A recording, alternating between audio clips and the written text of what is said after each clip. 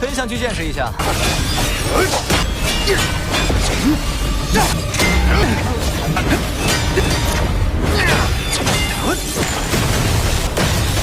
敖古先生，这里是巨幅斗王，可惜无常。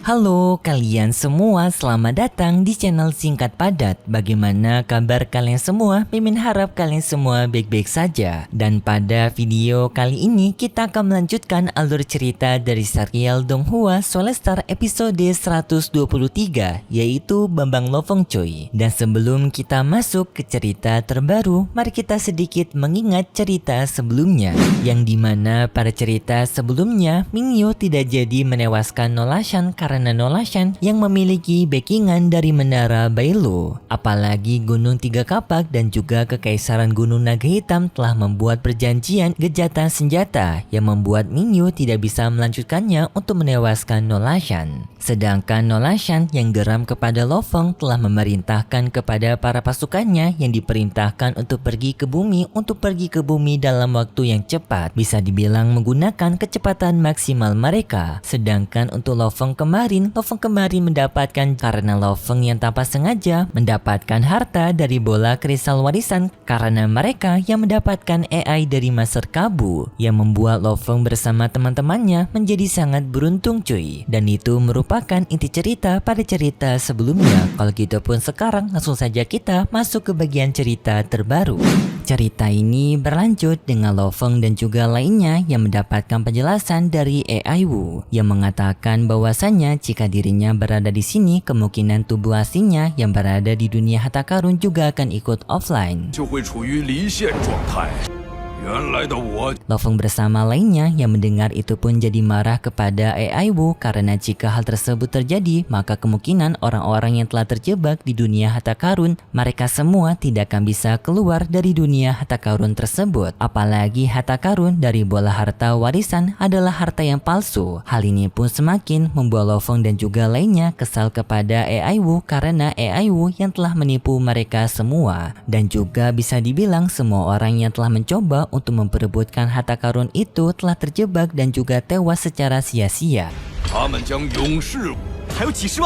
Namun AI Wu menjelaskan kepada mereka semua bahwasannya harta karun dari bola kristal warisan tidaklah palsu karena harta itu sendiri merupakan dirinya, yang dimana isi dari harta itu merupakan semua pengalaman dari Master Kabu terdahulu yang dikumpulkan semuanya menjadi satu menjadi dirinya sendiri, yaitu AI Wu. Jadi mereka semua telah salah berpikir bahwasanya jika harta itu merupakan sebuah harta warisan yang dapat membuat seseorang berevolusi, tetapi harta itu merupakan sebuah pengalaman dari AI Master Kabu.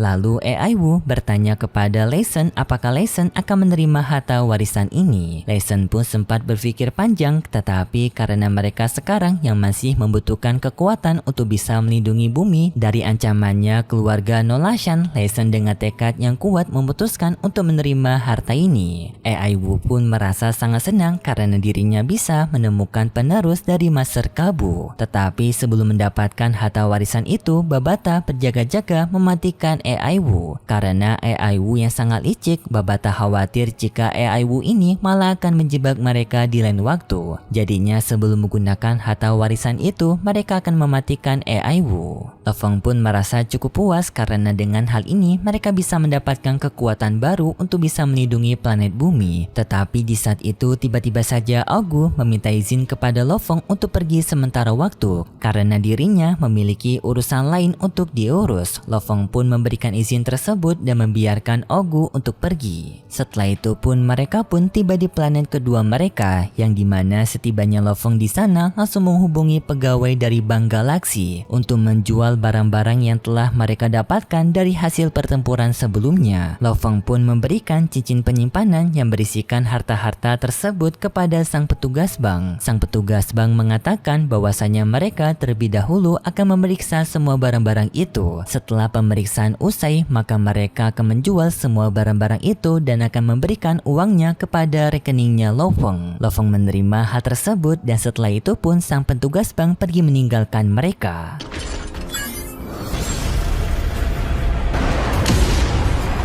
Lalu setelah itu, Lo Feng membuat acara pemakaman bagi Hook dan juga Gaia. Yang di sini mereka bertiga berharap bahwasanya Hook dan juga Gaia dapat hidup tenang di alam sana. Tetapi di sini justru anehnya cuy, kenapa tidak adanya Tianhe yang juga diadakan acara pemakaman? Padahal seharusnya kematian Tianhe itu merupakan kematian yang sangat berkesan. Apalagi sewaktu ia meninggal, dirinya berusaha untuk melindungi Lo Feng. Tetapi di sini kenapa mereka juga tidak membuka acara pemakaman untuk Tianhe juga, ataupun jangan-jangan mereka telah mengadakan acara pemakaman untuk Tianhe di planet Harta Karun sebelumnya. Tetapi mungkin saja sih.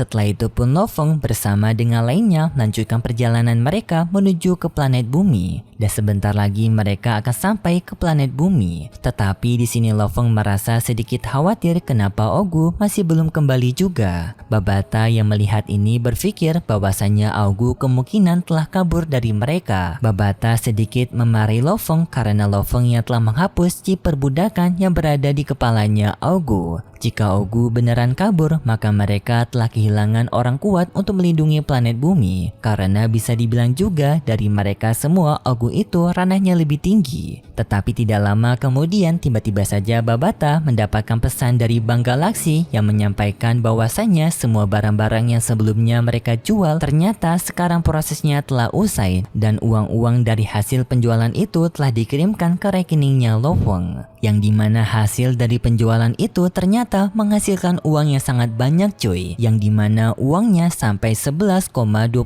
triliun. Gokil, banyak banget. Babata menghitung bahwasanya kekayaan mereka ini setara dengan para penguasa sektor. Dengan uang sebanyak ini maka mereka bisa membeli planet seukuran galaksi. Besar banget itu cuy. Dan di saat itu Babata menerima undangan dari dua organisasi besar. Di lain sisi Lo Feng juga membagikan uang itu kepada Hong dan juga Lei Shen. Sedangkan sisanya akan mereka gunakan untuk pelindungan dari planet bumi. Namun di saat ini Lo Feng jadi terfikir kembali mengenai Ogu yang masih belum kembali karena Lo Feng juga berniat ingin membagikan uang ini kepada Ogu. Namun Babata menyuruh kepada mereka untuk tidak memikirkan Ogu terlebih dahulu karena mereka sekarang mendapatkan undangan baru dari organisasi alam semesta. Lo Feng bersama Hong dan juga Lei Shen pun mereka bertiga memilih organisasi Kapak Raksasa, yang bisa dibilang organisasi ini satu organisasi dengan Nolashan, yang dimana organisasi ini bisa dibilang sebagai arena pertempuran hidup dan mati. Siapapun yang bertempur di arena Kapak Raksasa maka mereka akan bertarung sampai mati, hanya akan menyisakan satu pemenang, sedangkan lawan yang kalah maka mereka akan tewas.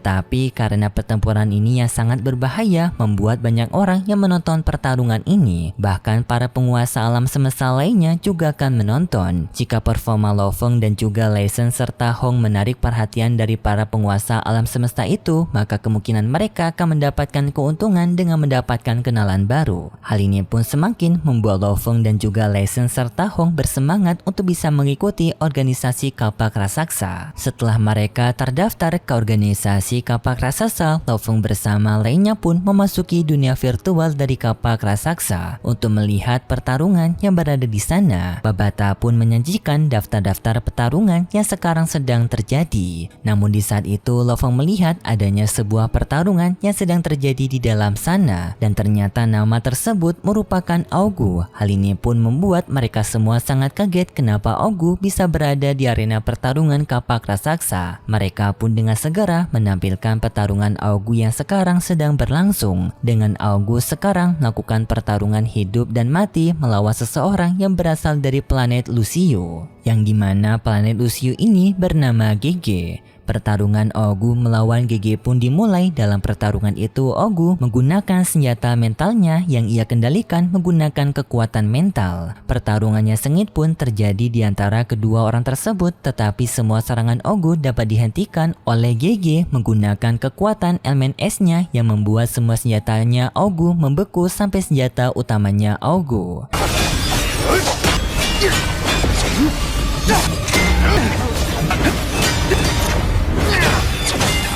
GG tidak sampai di sana, ia menggunakan kekuatan esnya untuk membungkuk tubuhnya Augu. Hal ini pun membuat Lo Feng bersama lainnya sangat khawatir. Dan di saat itu GG berniat untuk mengakhiri pertempuran dengan mengayunkan pedangnya ke arah Augu. Namun tak disangka-sangka di tengah pertempuran Augu, tiba-tiba saja Augu melakukan sebuah terobosan, yaitu dengan Augu yang mencapai ke ranah universe dari tingkatan sebelumnya yang berada di ranah bintang tingkatan ke-9.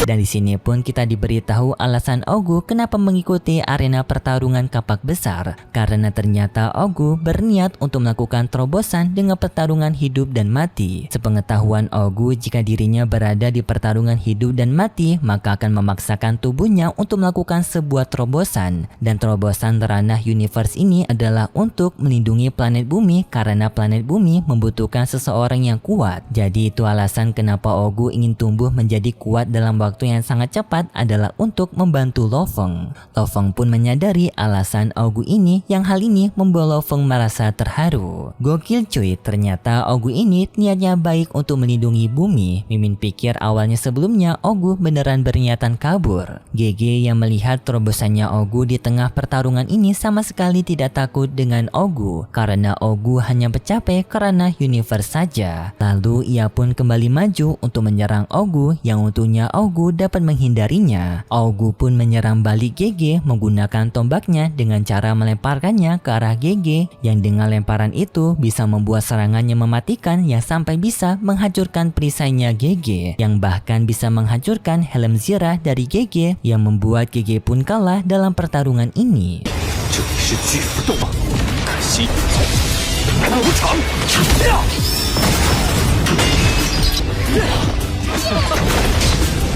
Walaupun Augu memenangkan pertarungan ini, tetapi Augu merasa sedikit menyesak karena dalam pertarungan ini dirinya benar-benar menewaskan seseorang. Dengan Augu yang menutup mata dari lawannya yang masih terbuka dalam kondisi tewas. Dan setelah itu pun pengumuman pertarungan menyampaikan bahwasannya Augu lah yang menjadi pemenang dalam pertempuran ini. Kemudian pun Lo Feng menelepon Augu untuk memberikan ucapan selamat kepada Augu. Dan setelah pertempuran itu, Augu pun diundang ke tempatnya Lo Feng, yang di sana Augu langsung mendapatkan sambutannya hangat dari mereka semua. Babata juga mengatakan bahwasannya jalan yang tadi ditempuh oleh Augu merupakan jalan yang sangat beresiko. Karena jika Augu gagal, maka Augu akan tewas, tetapi jika berhasil, maka terobosan akan didapatkan dengan presentasi yang cukup tinggi. Lo Feng pun sekali lagi memberikan ucapan terima kasihnya kepada Augu, karena Augu yang benar-benar telah berjuang untuk bisa melindungi mereka dan juga planet bumi. Perkataan Lo Feng ini pun benar-benar membuat Augu terharu, karena ini baru pertama kalinya dirinya benar-benar dianggap lebih dari sekedar budak oleh Lo Feng dan juga teman-temannya. Singkat cerita, perjalanan Lo Feng bersama lainnya akhirnya mereka telah sampai di planet bumi. Dengan di sini di planet bumi terlihat adanya Shushin yang telah menunggu Lo Feng. Lo Feng bersama Shushin pun pada akhirnya telah bertemu kembali. Cie, udah lama gak ketemu nih. Tetapi kalau dipikir-pikir, hidupnya Shushin itu cukup kasihan juga karena selalu ditinggali oleh Lo Feng cuy.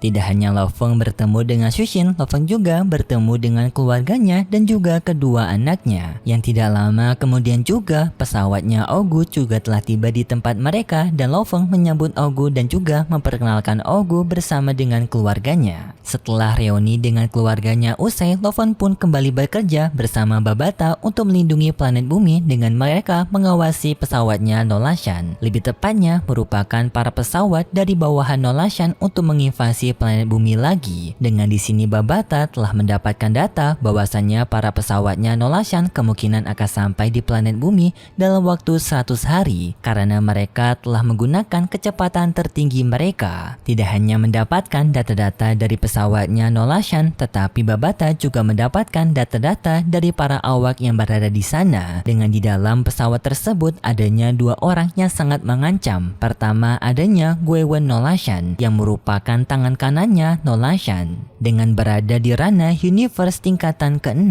Sedangkan bawah lainnya merupakan Tarot yang berada di tingkatan ke-8 dari ranah universe. Dan dari data yang telah didapatkan oleh Babata bahwasannya pesawat yang dikirimkan oleh Nolashan hanya satu pesawat induk raksasa. Dan Babata yakin bahwasanya Taron dan juga Gewon merupakan senjata utama yang telah dikirimkan oleh Nolashan. Diyakini hanya dengan dua orang ini saja bisa menghancurkan planet bumi. Lo Fong pun sadar dengan penyerangan ini, dengan segera ia mengirimkan surat permintaan bantuan kepada Gunung Naga Hitam. Karena dari perjanjian aliansi maka mereka akan mendapatkan perlindungan dari Gunung Naga Hitam. Sedangkan di lain sisi kita diperlihatkan dengan Gwen dan juga Tarot yang mendapatkan panggilan dari Nolashan. Mereka berdua memberikan laporan kepada Nolashan bahwasannya pesawat mereka sekarang akan 100 hari lagi sampai ke planet bumi. Tetapi di sini yang mereka khawatirkan, jika mereka tidak berhati-hati kemungkinan mereka akan ketahuan oleh kekaisaran dari Gunung Naga Hitam yang membuat keluarga mereka kemungkinan akan mendapatkan hukuman yang besar karena telah melanggar aturan.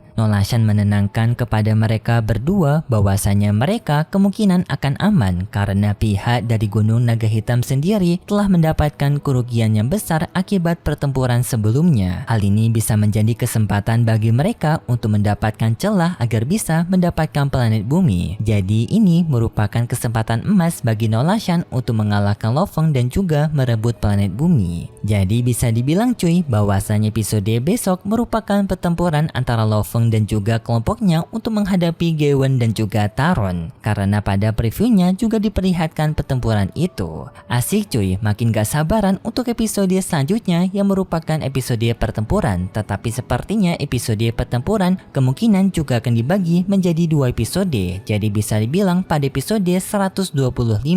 Jadi kita tunggu saja untuk episode 125 tersebut. Kalau gitu pun terima kasih buat kalian semua yang sudah menonton video ini sampai akhir. Jika kalian suka dengan video kali ini bisa beri like serta subscribe dan sampai jumpa di video selanjutnya. See ya! 很想去见识一下。